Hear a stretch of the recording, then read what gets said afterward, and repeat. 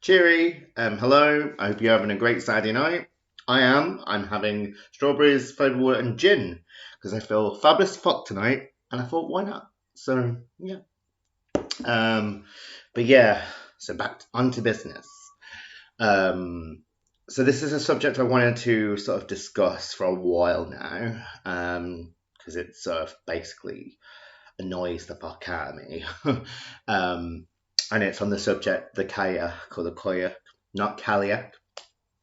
That's quite a mispronunciation, which is quite popular amongst anglicised um, culture or yeah peoples. Um, but yeah, like so it's the idea that still that goes along that the Cailleach is a goddess or she is some kind of unified creature entity of all these stories that are you can be found within the Hebrides, in our Highlands, and even in Ireland, um, and even adopted as like theologies by Wiccans as the Mother Maiden Crone. And it goes into that character again, like that idea that each facelet is the same crystal. So it's like each aspect is the one, which is not quite an idea that is familiar or adopted by Gaelic community or Gaelic culture, or even within their language. So I thought I would just like sort of discuss the misconceptions um, and compare to how they view it in Gaelic society, and then obviously go into their language and how it's used, um, and also discuss how it's come about this great mess that people see as the Cailleach, or as they say, the Cailleach. um, so yeah, so let's start from the beginning. So the main ideas of the Cailleach being a goddess or a unified being of all these legends connected to the landscape is responsible to Donald Alexander Mackenzie, who did the Wonder Tales of Scotland, and people are quite familiar of. Um, and you'll see it's like this titled Beata, the Coming of Bride and Angus. Now, like many folklorists at this time during this time of the mid 1800s to the early 1900s, sorry, 20th century, early 20th century, um, not a lot of oral traditions. People were collecting oral tradition. Not a lot of folklorists around this time could be trusted, and that was simply because of their editorial methods, their tendencies to to fictionalize and to exaggerate certain aspects within Gaelic culture or Scotland alone. And this was because like this was an age still of the Celtic revival, the Romantic era. A lot. Sorry, the wind is mad tonight. Maybe Cailleach is with us. Never know. But yeah. So and it was because they were part of the Gaelic revival period, and a lot of things were romanticized. And ideally, so just particularly Donald Alexander Mackenzie is doing the same. So what he's done is he's not only um, made up some things, but what he's done with the Caillach is that he's got all different sort of legends connected to the character, like the mythological character or supernatural creature that the Gal people, the Gaeltach, areas called the Cailleach or Cailleach. Um, and he's turned them into like a goddess. He's shaped more all into one story. Um, he's emphasized more on the relationship between Brija and the Kaya. So essentially, what he's done is part truth, but a lot of it is being fabricated. It's been stitched as a blanket, and which he has took different patchworks from. Um, so that was very influential. These stories from his book, and a lot of other people that were published at the time. Though, like I said, very few folklorists get be trusted to record genuine material as it is told from the people of the Gaeltacht areas. Gaeltacht is Gaelic speaking people. So that became really popular and influential. Then what happened then in the early 20th century, mid 21st century, is that the pagan movement, and even today, like a lot of it is in quite recent decades, is responsible, is the neo-pagan movement runs away with these ideas.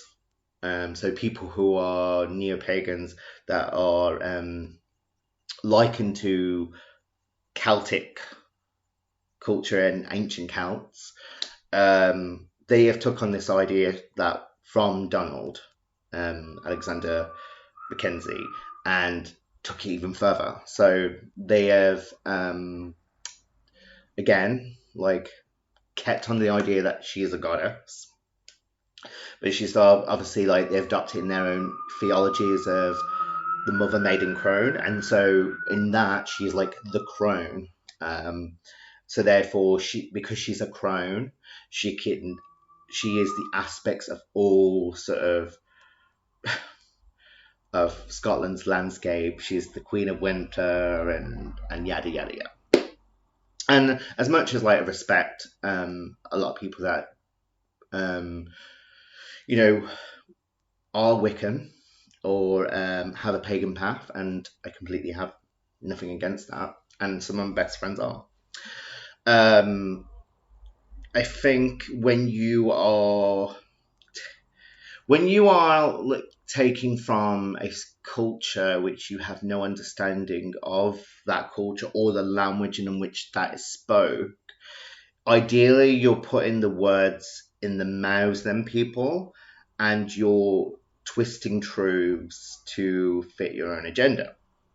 So what really pisses me off is that when people think it's okay to still go on with these ideas, when these ideas is not something that would be recognized or practiced within Gaelic communities. So the idea of, well, first of all, the idea of a goddess is not entertained within Gaelic community and never was. Even to the fact that Gaelic or Gaelic community in Scotland, when they first appeared in Scotland under the kingdom of the Dalriata, by that time they were already Christianized, through the likes of Saint Columba or Saint Manuach. So yeah, like they would be more. I mean, animism definitely. Paganism is a no. So they're Christian guys.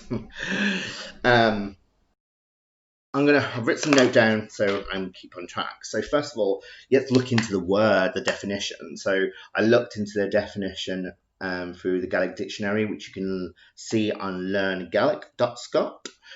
And I'll break down what the definitions are and also other things that are attached to that, the word Cailleach or Cailleach. So first of all, like the word Cailleach, it means old woman, it means old wife, but it has more of a connotation to it. sort of the same way, and then another word, yeah. So in other words such as seann-te or shin, their most popular words to call an old woman. But Cailleach is old woman, but it has more of a connotation to it. Sort of the same way as like in English, where you would say old woman, hag. You know, to call someone a hag has, yes, it means an old woman, someone who's an old woman, but it has a connotation in it, whether it's negative or positive. In this case, in English, it's positive, and in Gaelic, Caillach has both positive and negative connotation, depending on how the context is used. So, but yeah, so in the Gaelic dictionary, Caillach means old woman or old woman or lady, or biddy or hag. Again, so still, her indoors, the wife, the old lady. So her indoors, the old wife, the old lady, someone who is quite a hermit of society, like stay indoors, loyal to husband, maybe a widow, and is seen quite strange. So a landlady. Now this is quite interesting, and I like to illustrate this. Yes, a landlady who is wife to the lord, or woman who owns land, would be called a Cailleach. But again, in the Gaelic sense, this is a little bit more. So it means that she's one who owns the land, or she is also one that haunts the land. So either way, they are all women that take ownership of the land. And that's when we see stuff like legends, the supernatural beings or ghosts that we see in the Hebrides and the Highlands to do with the Cailleach or the Cailleach. So that's it. I mean, and then so on to other things. So, and Cailleach, which you might know, is the is known through the periods of the 12th to the 18th of April. And within the Hebrides and Highlands, the Western Isles, it's quite known for storm. This is a storm, several weeks of storm, and this is known as an Cailleach. This period is known as Cailleach and Cailleach. And also, so a seat made of turf-covered stone coping, preferably at the end of a shielding bed. Another one is Cailleach Ochche, which is what you call an owl. It's known as the last sheaf of corn in harvest, very much like John Barleycorn in England, where it's a vegetation spirit. And then you've got Cailleach Vech, and this is a heath spotted orchid. Also, I'll go on to, because a lot of you would be familiar with the lanuage,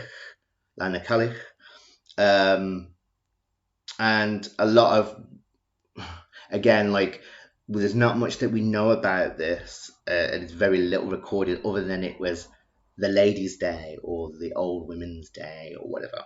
No customs are connected to it. However, like certain Celtic reconstructionists are taking their own spin on sort of reconstructing something through Gaelic literature or Celtic literature, which is fine. Again, but it's not really reliable, since we don't know much about that festival.